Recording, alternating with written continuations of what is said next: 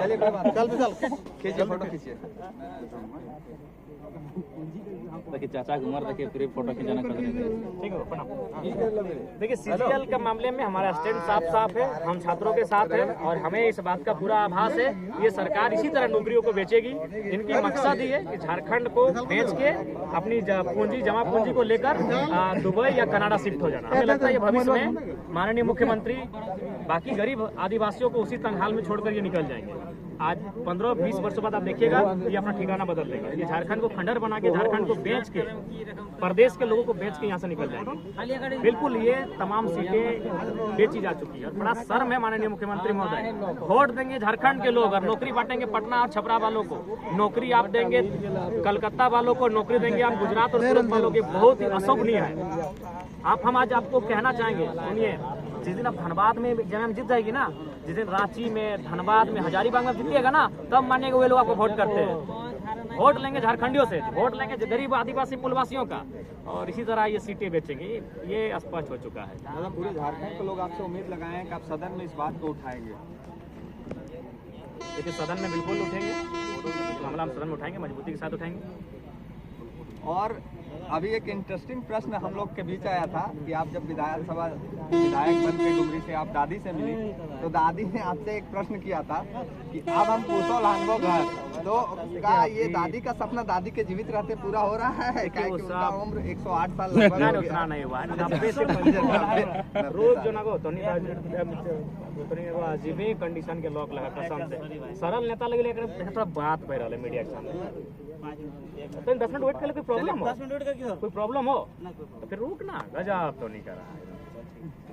जी दादा देखिए हम स्पष्ट कहना चाहेंगे कि अभी हमारा कोई ऐसा इरादा नहीं है। हमारा इरादा है झारखंड के मुद्दों को, उस मुद्दों के लिए संघर्ष करना, उस मुद्दों से सदन को माने उत्तर मांगना, उन मुद्दों पर सदन को नीतियां बनाने के लिए मजबूर करना, वो हमारा प्राथमिकता है। बहुत सारे कार्यकर्ता का और नेता का भी शिकायत है कि हम अपने सुप्रीमो से संपर्क नहीं बना पाते हैं, क्या कारण है? हमारे मोबाइल को हम देखना चाहेंगे। अभी हमारे जब हम जनता दरबार लगाते हैं वो आए ना, हमने कहा कि नहीं मिलेंगे, लेकिन वो हाय हेलो गुड मॉर्निंग का मैसेज अभी हम माफी चाहेंगे उसके लिए। 1 लाख मैंने देखा 1,11,000 हाँ तो बढ़ गया, 1,11,000 मैसेज है जी। हम फिर कहेंगे जो अगर हमारे सारे मैसेज का उत्तर दे देंगे, पर उसको हम नहीं एक ही दिन देंगे टास्क, एक अगला दिन खुद जवाब दे देंगे। एक दिन में हम 50,000 रुपया मैनेज करेंगे और हम अगर वो सब उत्तर दे दिए तो हम विधायकी से भी इस्तीफा देंगे। सुन लीजिए आप लोग यार, अब थोड़ा सा समझना होगा उनको। ऐसा नहीं कि समस्या हम तक नहीं आती है, समस्या किसी न किसी तरह आ जाती हैं, लेकिन ये केवल फॉर्मली बातचीत, अभी हमसे थोड़ा सा उनको परहेज करना होगा। रात को 2:30 बजे मैसेज आता है, वो आवाज़ पे डिस्कस होता है, क्या संभव है? रात को आप मेडिकल का डिस्कस कीजिए, रात को थाना में फंसे डिस्कस कीजिए, रात को आप बालू गाड़ी लेके जा रहे थे, लोगों ने आपको छेक लिया वहाँ डिस्कस कीजिए। रात का मतलब क्या है? इन डेंजर में आप फंसे हैं, वो मामला संकट का मामला, और रात को लोग आपकी आवाज़ सुननी है, एक फोन करते हैं, भाई आपकी आवाज़ सुनना, बोले सुन लिया धन्यवाद। 1,11,000 मैसेज है और कॉल अभी 10 बजे तक 4,000, नहीं तो हमको लगता है 3,500 से उसके ऊपर। 10 बजे तक 3600 कॉल आ गया, तो साथी से चाहेंगे आग्रह करेंगे आप लोग मुद्दों को लेकर आइए ना हमारे पास, दादा से मिलना है तो डायरेक्ट आइए यहाँ। मुद्दों को मिलना है तो थोड़ा सा सिस्टमेटिक होने दीजिए ना भाई, शपथ वगैरह होने दीजिए, हमारे प्रतिनिधियों का विस्तार होने दीजिए, उनको काम क्षेत्र में लगाने के बरस आ गया, मिलिए, उसको कर लेंगे। देखिए तो दिखाइए, हमको थोड़ा सा दिखाना है। ये हमारे विधायक हैं डुमरी के, और अभी विधायक जी रांची में 5 स्टार होटल में बैठे हैं, एक ये क्रिकेट खेल रहे हैं, जन समस्याओं को सुन रहे हैं, और 10 बजे 11 बजे तक अभी इन्होंने मुंह नहीं, तो दादा 5 मिनट और रुक दो तब बोलिए। तो ये समस्या है झारखंड की, और ऐसे विधायक मिले हैं डुमरी वासियों को। एक साथी ने लिखा था बहुत अच्छा कमेंट कि विधायक तो डुमरी वालों ने चुना है, बाकी तो सब स्टेपनी चुन लिया है।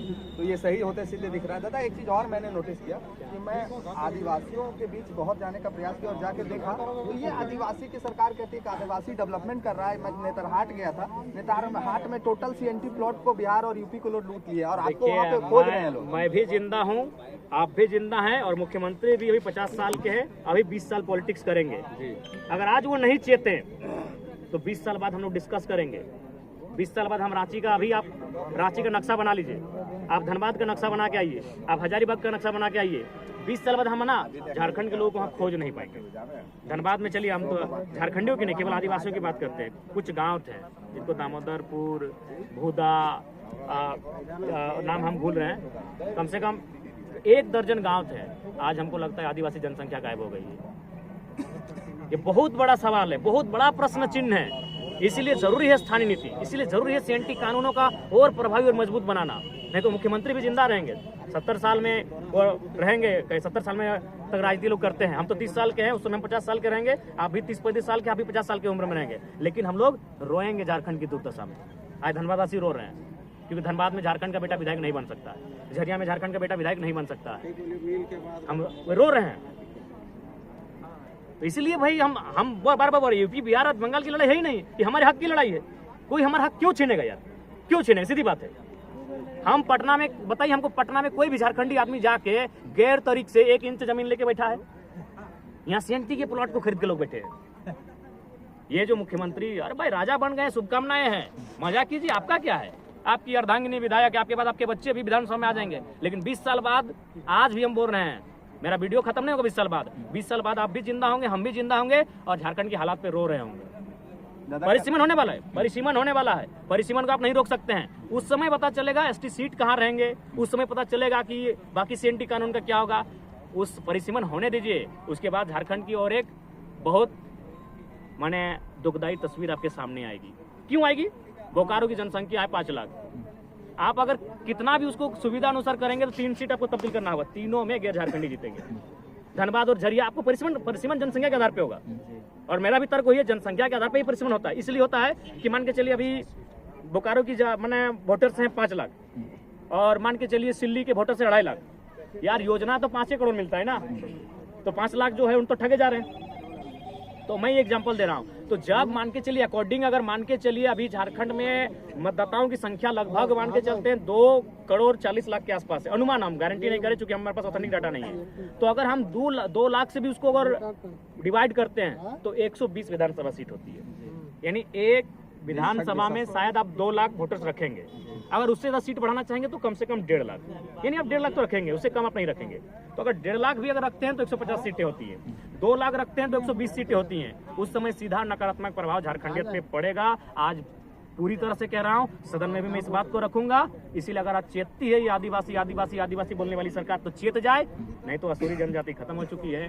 बिरोहर गांव के बगल में हमारी है, समाप्ति की ओर है, पहाड़िया, तमाम बहुत सारी जनजातियां आज अंतिम सांस गिन रही है। तो इसलिए आज बाकी जो आदिवासियों के अलावा जो बाकी दलित, पिछड़े और झारखंडी मूल बचे हैं, वे लोग भी धीरे धीरे अपनी अंतिम सांस गिनेंगे। क्योंकि सुनिए, इंसान का होना मतलब उसकी जमीन का होना, इंसान का मतलब होना उसके गांव का होना, इंसान का होने का मतलब उनकी बस्तियों का होना। अगर उनकी बस्तियां ही नहीं रहेगी, उनके गांव ही नहीं रहेंगे, तो इंसान बंजारा और भिखमंगा ही तो रहेगा। तो उसके होने और ना होने से कोई मतलब नहीं है। अभी आप सीटें बेच रहे हैं, इसमें क्या होगा सुविधा सुनिए, इसका सीधा प्रभाव पड़ेगा। जो सीटें जीत कर आए, जो सीटें लेकर आएंगे, वो झारखंड में आएंगे, वो भाड़े में नहीं रहेंगे, वो 6 महीने के बाद एक नया आलीशान मकान बनाएंगे। और चूंकि इस बात को, सच्चाई को स्वीकार करने में कोई परहेज मत कीजिए कि मानसिक स्तर में जो ये आधुनिक शिक्षा है उसमें वो हमसे बेहतर है, बिल्कुल स्वीकार कीजिए। क्योंकि हम जंगलों में रहे हैं, मैं अपना परिवार का बात करता हूँ, मैं पहला मैट्रिक पास हूँ, मेरे पिताजी भी शायद मैट्रिक नहीं थे, मेरे दादाजी भी मैट्रिक नहीं थे, मैं अपनी बात कर रहा हूँ। यानी 2009 में मेरा फैमिली में पहला मैट्रिक पास आया। वे लोग कई हजार साल पहले से पढ़ाई लिखाई कर रहे हैं, उनका इतिहास पढ़ने लिखने का, आधुनिक शिक्षा की बात कर रहा हूँ। परंपरा की बात करेंगे तो हमसे आगे कोई नहीं है, हम आविष्कारक हैं, आदिवासी तबके के लोग हम लोग आविष्कारक हैं। लेकिन आधुनिक शिक्षा की मैं बात कर रहा हूँ, मैं पहला मैट्रिक हूँ, अपने परिवार से 2009 मैंने मैट्रिक किया है। तो मैं स्वीकार करता हूँ कि हमारी मानसिकता और उनकी मानसिकता में अंतर है। वे लोग जब आएंगे नौकरियों को लेके, हमारे ये गांव के आसपास जब घर बनाएंगे, उनका विस्तार होगा। धन्यवाद जी। मैं अपना एक मेरा भाई है, मेरा भाई, उसका ससुराल है बेलाटाड़ में। आज से लगभग 12-13 साल पहले उसका विवाह हुआ था। जब उस गांव में मैं गया था तो पुरुष का गजाड़ था। आज बड़ी बड़ी सैकड़ों बिल्डिंगें बन चुकी हैं, और ताज्जुब की बात है एक भी झारखंडी की नहीं है। ये बहुत संकट की स्थिति उत्पन्न हो रही है। अगर ये अबुआ सरकार, अबुआ राज केवल मैया सम्मान योजना देने से झारखंडी सुरक्षित नहीं होगा। यहाँ सवाल है सुरक्षा का, सवाल है अस्तित्व का, सवाल है ये जो हजारों वर्षों की उनकी जो पहचान है, उस पहचान को जीवंत रखने का है। अब ये सरकार, हमारा काम है तर्क रखना, हम तर्कों को रखेंगे सदन में। अब ये सरकार का काम है कि कैसे आप बैरियर लगा के ये जो प्रभाव बढ़ रहा है अन्य राज्यों के लोगों का लगातार यहाँ, उस प्रभाव को रोकिए। क्योंकि सबकी अपनी अपनी सीमा है, सब अपनी अपनी सीमा में फले फूले, हमें कोई शिकवा गिला नहीं है। लेकिन हमारे हक हुकूक को नोच कर फले फूलेंगे, हमें हमेशा तकलीफ रहेगी इस बात में। दादा एक चीज़ और है, आदिवासी समाज में मैंने एक चीज़ नोटिस किया, उसको शिक्षा से काफ़ी दूर रखा जा रहा है। तो तभी तो वो हेमंत सोरेन के बाद हम उनकी अर्धांगिनी, उनके बाद उनके बच्चों को स्वीकार करेंगे नेता के रूप में। तो हम लोग को दादा क्या पहल करने का, और आप खास करके हमारे संगठन को क्या संदेश देते हैं, क्या पहल देखिए, करने से हम लोग अपने संगठन को आज मजबूत देखिए करें? हमारे बीच हमारे प्रवक्ता सुशील मंडल जी हैं, हमारे सलाहकार प्रकाश जी हैं जो विदेश से पढ़ के आए हैं। रात के 1 बजे हम लोग एजुकेशन पे डिस्कस कर रहे थे और उसमें आदिवासियों पे पहले था कि आदिवासी बच्चों को भी वहाँ तक कैसे लेके आना है। हम लोग ये प्रयास कर रहे थे कि हम लोग MLA कोचिंग सेंटर स्थापित करेंगे, और उस दिशा में अचानक ये बात उठकर आई कि देखिए 1 बजे रात को हम लोग सब 30, 29, 35 साल के युवा जिनको जरूरत है आज पैसों की, आज हम लोग शिक्षा की चर्चा कर रहे हैं, और आप दूसरे संसद के पास चले जाइए, वो ये चर्चा कर रहे हैं कि इसका टेंडर कैसे मिलेगा, इसमें करोड़ों का बचत कैसे होगा। ये हम एक बजे रात को हम लोग चर्चा कर रहे थे। हम लोग लाइब्रेरी पे चर्चा कर रहे थे, हम लोग कोचिंग सेंटर पे चर्चा कर रहे थे कि कैसे टीचर आएंगे, वो कैसे पढ़ाएंगे, इन विषय पे हम लोग चर्चा कर रहे थे। और चर्चा करते करते बात सामने आया कि यार हम लोग 29-30 साल के लड़के हैं जिनको अभी जरूरत है आर्थिक संपन्नता की, और आज वे लोग हम लोग चर्चा कर रहे हैं जनता की। और जो विधायक सांसद बन के बैठे हैं वो चर्चा कर रहे हैं टेंडर की, वो चर्चा कर रहे हैं आउटसोर्सिंग में, माइंस में कि हम लोग कैसे दाखिला लेंगे। तो ये तो है सच्चाई। तो निसंदेह हम लोग प्लानिंग जो कर रहे हैं एक विधायक की हैसियत से, फिर कहूँगा एक विधायक की हैसियत से जितना भी हो सकेगा हम लोग सर्वस्व करने के लिए तैयार हैं। एक चीज़ और आपसे, और आवेदन नहीं, ये मैं आपसे कहवाना चाहता हूँ कि आप 70 विधानसभा में हम लोगों ने चुनाव लड़ा, एकमात्र आप एक्टिव हैं 69 के 69। देखिए उनको भी स्पष्ट कहेंगे, ये आपसे मैं नहीं बिल्कुल ये पीड़ादायक विषय है। जैसे मान के चलिए उदाहरण के लिए मांडू से बिहारी जी को 70,000 वोट नहीं 70,000 लोग की उम्मीदें मिली हैं। बिल्कुल। रामगढ़ से पनेश्वर जी को 70,000 वोट नहीं 70,000 लोग की उम्मीदें मिली हैं। ठीक उसी प्रकार चाहे पूजा जी रहे, देवेंद्र जी रहे, मोतीलाल जी रहे, अपने अपने फील्ड में एक्टिव रहेंगे। उनको मैं आपके चैनल के माध्यम से संदेश दूंगा, क्योंकि हम भी लोकसभा के चुनाव हारे थे, हारने के बाद भी मैं एक्टिव थे, हम हारने के बाद भी अपने फील्ड में एक्टिव थे। तो इसलिए आप लोग बिल्कुल अपने क्षेत्र में एक्टिव रहे, क्योंकि आपका ये परफॉर्मेंस ही 2029 में आपकी दावेदारी को प्रस्तुत करेगा। इस बार हम भावना में नहीं, इस बार हमारा जो पार्टी है, चूंकि नया पार्टी था, हम लोग मिस्टेक हुआ, भावनाओं में आ गए। बिल्कुल बिल्कुल। अब भावना में हम लोग नहीं आएंगे चुनाव में। आलोचनाएं तो होती रहेंगी, और आलोचना करने वाले कौन है? विपक्ष के लोग हैं। हम उनकी परवाह क्यों करेंगे? हमारे समर्थक, हम किसी को चुनाव लड़ाएंगे, हमारे समर्थक आलोचना नहीं करेंगे। उनको मालूम है हम लोग का विजन क्या है। तो इसलिए इस बार का पॉलिटिक्स रहा, जैसे हमारे कुछ प्रत्याशी अब वो चुनाव लड़े हैं, मान के चलिए हजारीबाग में, और आप इंटरव्यू कर रहे हैं रांची में। क्या मकसद है भाई? क्या मतलब है? क्या मतलब है? आप हजारीबाग के लोगों ने आपको वोट किया, ये एग्जांपल दे रहे हैं। हजारीबाग के बहाने हम तमाम को साध रहे हैं। आप जहां से चुनाव लड़े हैं उस क्षेत्र में समस्या है, वहां सबसे बड़ी समस्या प्रखंड कार्यालय में है। आप पर डे चक्कर लगाए, नहीं कुछ होता है तो यही वहाँ चक्कर लगाए पर डे। ये बिल्कुल उनको मेरा संदेश रहेगा। आपको भी लोग फॉलो नहीं कर रहे हैं। आप हमारे प्रत्याशी मैं देख रहा हूँ, नोटिस कर रहा हूँ, तो आपको भी फॉलो नहीं कर रहे हैं। आपके जैसा अगर काम करते तो शायद आप लोकसभा में, मैंने वहाँ भी देखिए एक बात हम स्पष्ट कहेंगे, ये जो हमारे पास एक बहुत इंटरनल टीम यहाँ आई थी चुनाव में मदद करने के लिए, वो बेंगलुरु से थी, वो जी मुझे पता है। हाँ वो बेंगलुरु से थी, हैदराबाद से, तो वो टीम यहाँ आई थी। उन्होंने एक ही चीज़ कहा कि आपके प्रत्याशी केवल आपको हटकर, आपकी वो आइडियोलॉजी जेलकेम और जयराम हटकर अगर ये 10,000 वोट मैनेज कर लेंगे तो चुनाव जीत जाएंगे। सही बात। तो इन चीज़ों पर उन्होंने काम नहीं किया। ये सच्चाई और सच्चाई को स्वीकार करने में परहेज नहीं है। हमारे प्रत्याशी अगर उन्होंने सिर्फ एक प्रत्याशी का नाम बताया कि शायद वो सक्षम है कि अपना वोट ईचागढ़, उन्होंने कहा, सजेशन किया था कि हम लोग जैसा देख पा रहे हैं ईचागढ़ के प्रत्याशी आपका जो वोट है उसके अलावा वो 4-5 हजार वोट ऐड करेंगे। तो अगर ये चीजें होती, ये चीजें मेहनत से होती हैं, तो उन्हें वहाँ मेहनत करनी होगी जहाँ से वे प्रत्याशी हैं। अब मान के चलिए हम डुमरी से हैं और हमको मालूम है डुमरी जंगल है, मीडिया रांची में बैठी है, चलिए रांची में तो लोग राजभवन के सामने बैठे हैं, रांची में लोग सब तो अपनी समस्या में बैठे हैं, तो आप बैठिए और वहाँ से मीडिया को इंटरव्यू दीजिए और आपको लगे कि नहीं हम यहाँ से लीडरशिप करते हैं, तो ऐसा नहीं होता है। तो इसलिए ये 24 जिला है और 24 जिला में हमारे जिला अध्यक्ष हैं, उनके लिए क्या संदेश? देखिए 24 जिला के जिलाध्यक्ष यही कहेंगे कम से कम पर डे कुछ समय आप संगठन को दीजिए, कुछ समय आपको देना होगा।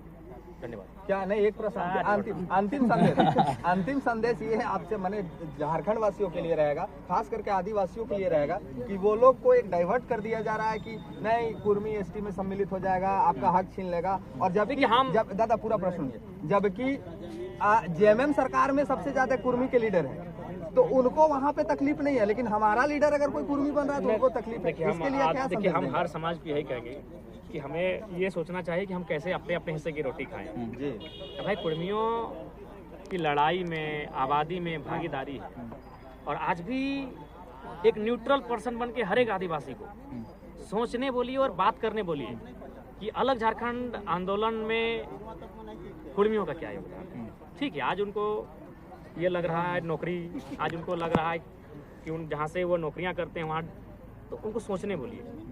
बराबरी की लड़ाई थी और इस बात को कहने में परहेज भी नहीं होना चाहिए। और ये झारखंड के आंदोलन की शुरुआती दौर की सच्चाई भी थी। इस आंदोलन का नाम ही दिया गया था पहले महात्मा मांझी आंदोलन, उसके बाद पिछड़े, दलित, अल्पसंख्यक, कुछ स्वर्ण भी जुड़े, ये भी सच्चाई है। तो इसलिए मैं उनसे यही कहूँगा कि आप अपना हिस्सा के लिए बिल्कुल पक्षधर रहिए, आपका हिस्सा कोई ना ले, लेकिन अगला अगर अपना हिस्सा कहीं से मांग रहा है और उसका हिस्सा मिलना चाहिए तो उसमें किसी का आपत्ति नहीं होनी चाहिए। क्या है कि बहुत सारे हिंदू समाज भी सीएनटी क्या बोलते हैं उसको, क्रिश्चियन में शादी कन्वर्टेड होके जा रहे हैं और उसको एसटी का लाभ मिल जा रहा है, लेकिन तकलीफ उनको हमारी पार्टी से ही है। कुर्मी से तकलीफ नहीं है, हमारी पार्टी से तकलीफ है। कुछ व्यक्ति हैं जिनको पर्टिकुलर हमारे पार्टी से तकलीफ है, तो उनके लिए क्या समझते हैं? उनको हम देखिए यही कहेंगे, जो लोग दूसरों को आबाद होते हुए नहीं देखना चाहते हैं, जबकि वो अगर संघर्ष करके हो रहे हैं, तो देखिए नियति और कालचक्र घूमता है, कालचक्र घूमता है। इसीलिए मैं चाहूँगा, सबसे यही आग्रह होगा कि आप किसी का उन्नति का बाधक ना बने। अगर उसकी उन्नति जेन्युइन तरीके से हो रही है तो बाधक ना बने, आप अपना हिस्सा खाइए। कोई अपना हिस्सा अगर संघर्ष करके पाना चाहता है तो बाधित ना हो। अंतिम संदेश जेएसएससी सीजीएल स्टूडेंट को दे। देखिए, जेएसएससी सीजीएल स्टूडेंट को मैंने पहले भी कहा था, मैं आज भी कहूँगा, जयराम महतो आज विधायक के रूप में आया है, लेकिन क्यों आया है, कारण ये था कि हमारे साथियों ने जो आंदोलन किया था उसमें गार्जियनों की भूमिका थी। जेएसएससी सीजीएल का जो आंदोलन हो रहा है, गार्जियन घर में सोए हैं, गार्जियनों को फर्क ही नहीं पड़ रहा है, गार्जियन को फर्क ही नहीं पड़ रहा है कि मेरे बच्चे का भविष्य क्या होगा। अगर गार्जियन सड़क में आते हैं, सब जगह तो अभिभावक एकता मंच है, अगर वे लोग सड़कों पे आते हैं तो सीजीएल बाप बाप बोल के कैंसिल होता है। लेकिन मुख्यमंत्री को मालूम है छात्र आंदोलन कर रहे हैं, वोटर तो माँ बाप ज्यादातर देंगे, वे तो हमको वोट दे ही दे रहे हैं समीकरण के आधार पे। यही सबसे बड़ी समस्या है। हम लोगों ने मानव श्रृंखला जो बनाई थी, जिसमें अनुमानित 3 लाख से 5 लाख, गिनती किसी ने नहीं किया है, अगर न्यूनतम होगा तो 3 लाख और अधिकतम होगा तो 5 लाख। उसमें से 80 साल के भी लोग थे, 90 साल के भी लोग थे, 50 साल के भी लोग थे, 55 साल के भी लोग थे, 60, 40, 35 हर एक वर्ग के लोग थे, और हर एक मतलब पुरुष और महिलाएं दोनों थी। इसीलिए सरकार बैकफुट पे आई थी। वोटर्स रोड पे थे, सिंपल, एकदम सिंपल समझिए, वोटर्स रोड पे थे, सरकार बैकफुट पे आई थी। इस बार माता पिता नहीं है साथ में बच्चों के, वोटर्स नहीं है साथ में, समझिए, ये केवल वोट से डरेगी। सरकार को कोई मतलब नहीं अच्छाई से, सरकार को कोई मतलब नहीं अच्छे काम करने से, ये वोट से डरती है। आप वोट से नहीं डरा पाए, आप वोट से नहीं डरा पाए। जो संख्या छात्रों की थी उसका 10% अगर हमारे अभिभावकों की अगर निकल जाती सड़कों पे, जिला स्तरीय, हम उस समय भी अपील किए थे कि आप जिला स्तरीय निकली कम से कम, अगर जिला स्तरीय अगर उतनी 10% भी अगर निकल जाती अभिभावकों की संख्या, तो सरकार बैकफुट पे होती। लेकिन सरकार ने देख लिया है कि हम लोग नौकरियों को बेच दें, बांट दें, झारखंड को लूट लें, वोट तो मिल जाता है, क्योंकि वोट समीकरण तय करता है। फिर भी मैं छात्रों से स्पष्ट कहना चाहूँगा, हम लोग छात्रों के साथ हैं, और सदन में जब हमारी उपस्थिति होगी, मैं सीजीएल के मुद्दे को मुखर होकर प्रखरता के साथ रखूंगा, इस बात को निश्चिंत रहे। और बहुत सारे कोचिंग संचालकों से मेरी बातचीत हुई है, वे लोग एविडेंस को हमें प्रस्तुत करेंगे, उन एविडेंस को मैं साक्षी मानकर रखने जा रहा हूँ। चलिए ठीक है, धन्यवाद दादा आपका, आपने बहुत लंबा समय दिया। साथ चलाना कर ले।